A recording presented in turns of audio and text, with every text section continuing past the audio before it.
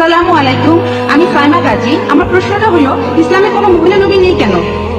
বোন, আপনি প্রশ্ন করলেন কেন ইসলাম ধর্মে কোনো মহিলা নবী নেই। ওরা পরিষ্কারভাবে বলেছে যে পুরুষ হলো তার পরিবারের নেতা। তাহলে পরিবারের নেতায় যখন পুরুষ, তাহলে একজন নারী কিভাবে সমাজের সব মানুষকে নেতৃত্ব দেবে? এবারে দ্বিতীয় অংশে আসি। একজন নবী জামাতের নামাজের সময় সাধারণত ইমামতি করেন। আর আমি আগেও বলেছিলাম যে নামাজের বিভিন্ন ভঙ্গি, যেমন কায়াম, রুকু, সেজদা, দাঁড়ানো, মাথা নোয়ানো, আর উপর হয়ে সেজদা, যদি এবার মহিলা নবী করতেন তাহলে পেছনে যারা নামাজ পড়বে তাদের অসুবিধা হতো। আর এছাড়াও দেখবেন যে নবীজি সাধারণ মানুষের সাথে প্রায় প্রতিদিনই দেখা করতেন। কোন মহিলা নবী থাকলে ইসলাম পুরুষ ও নারীর অবাধ মেলামেশার অনুমতি দেয় না। যদি কোনো মহিলা নবী হতেন আর তিনি অন্তঃসত্ত্বা হন, সে সময় তিনি বেশ কয়েক মাসের জন্য তার দায়িত্বগুলো পালন করতে পারবেন না। যদি তার সন্তান থাকে তাহলে তার জন্য একই সাথে নবী ও